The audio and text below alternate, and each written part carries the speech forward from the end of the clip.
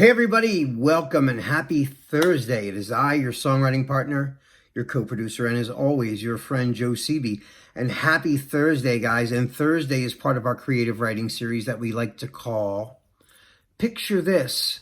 Picture This is when I send you guys a picture, a photograph, an image, Google image, could be an artist rendering, a painting, a still from a movie, whatever it is.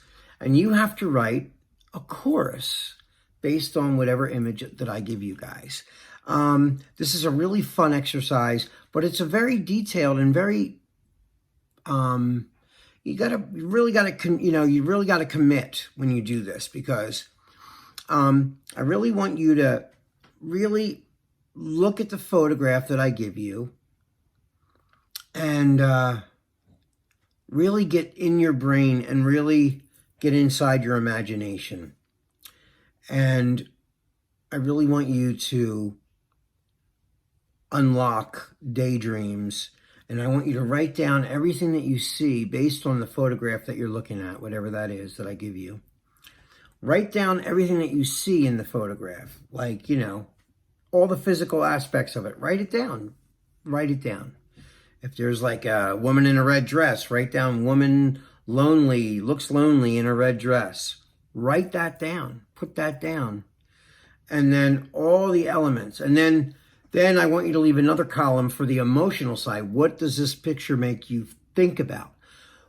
Overall, what is the emotional content of the picture? Is it sad? Is it happy? Is it funny? What does it say to you?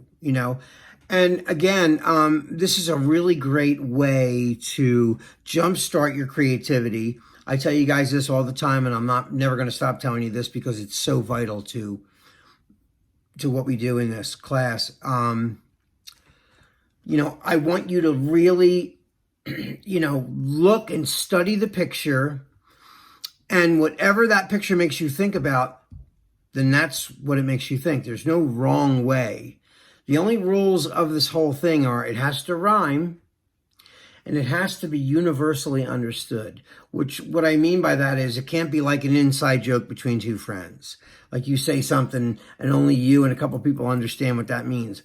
No, it's got to be something that everyone understands immediately, or especially if they, understand English. Your song might become a big hit later on and be transcribed, and the different singers sing it all over the country in different languages, and then you'll get even more money than you get for just being an American songwriter. It should make sense. So it should rhyme, it should tell a story, and it should be universally understood. You shouldn't have to explain what it means. You know what I mean? But, songs are open for interpretation. So, sometimes you mean one thing and really someone else picked it up as being, they thought it meant this. That happens all the time when people hear songs. I know that when I was a younger kid and I used to watch people's music videos, the music video is so much different than what I embodied the song to be about, that sometimes the videos were disappointing for me because it forced me to think about a song in a certain way. Like, before video came out, which I'm really veering on my age now, we just buy records and listen to records. We didn't see the artist, we only heard them. We saw their pictures, but we didn't see them singing, like we can now with YouTube and everything. So we had to just go by our imagination.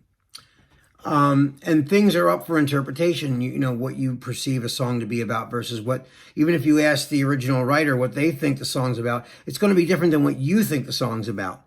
But on that note, you still have to understand what the song is about. You know what I mean? It can't be so wrapped in mystique that no one knows what the heck you're talking about. Although there are songs come together from the Beatles, which I love, but I don't know what the heck they're talking about in that song. Here come old Flat Top. He come grooving up slowly. He got, Mojo Filter. He won Spinal Clacker. I mean, who knows what that means, but it's cool.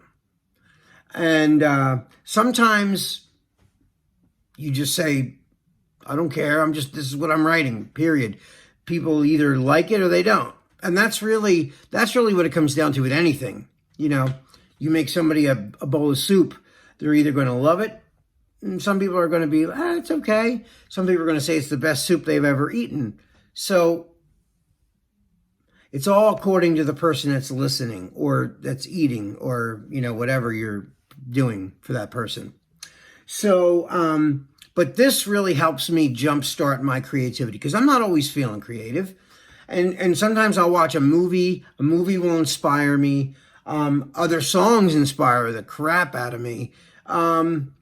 So many things can be an inspiration to you. So I'm just letting you know that this is just one more aspect to help you find your direction.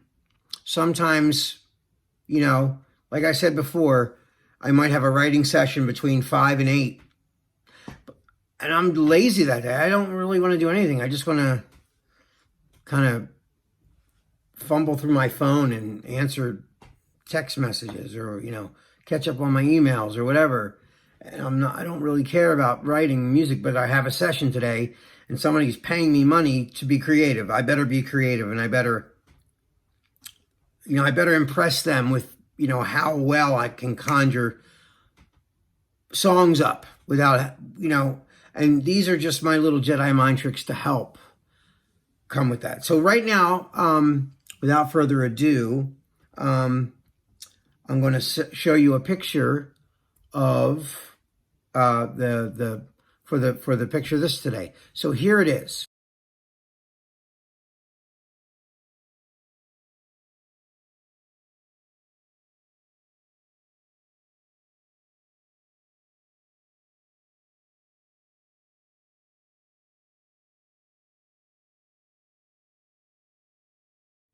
All right, and we're back. So you saw it.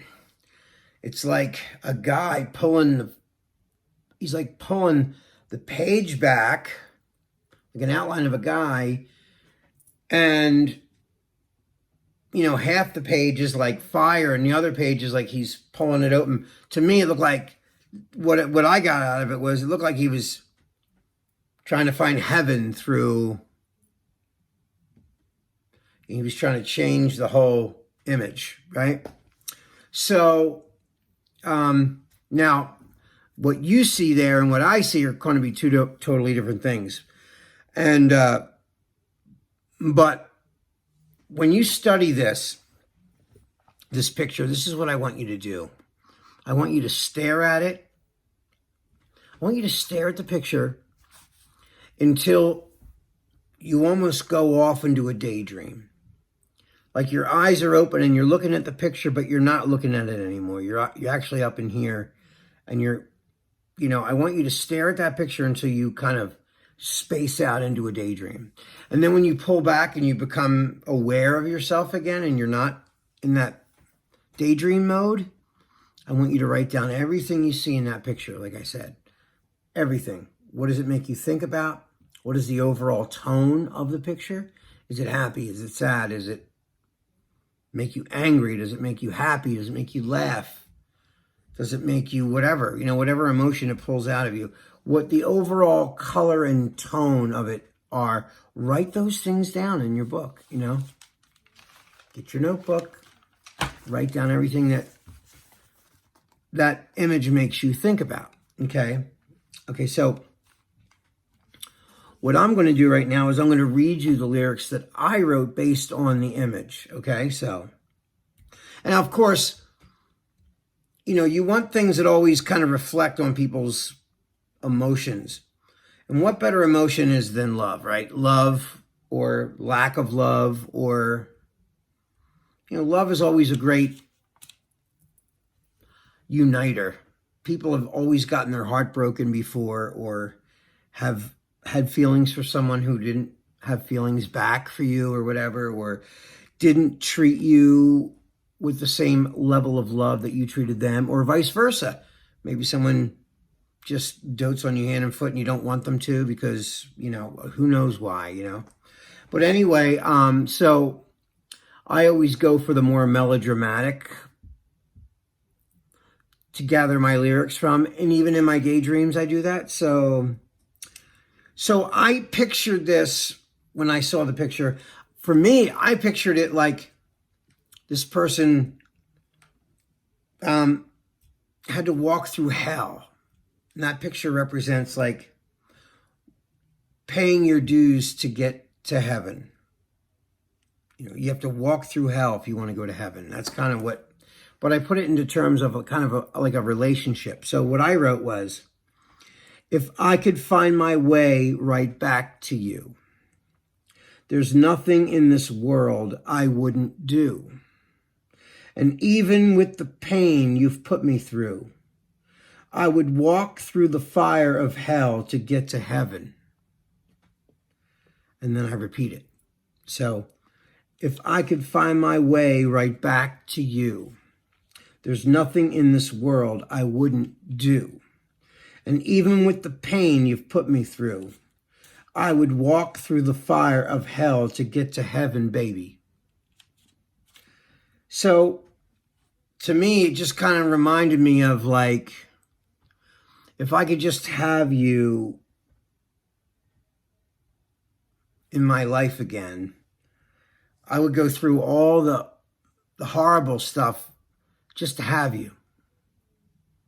That means I really, really loved you a lot. If I'm willing to put up with all the bull that came along with the relationship, which wasn't very good. But there it is. That's kind of the melodramaticism that I always look for in a song. You know, the lengths that you will go for love, or the lengths that you will go for whatever it is that you believe in or that you want to see happen.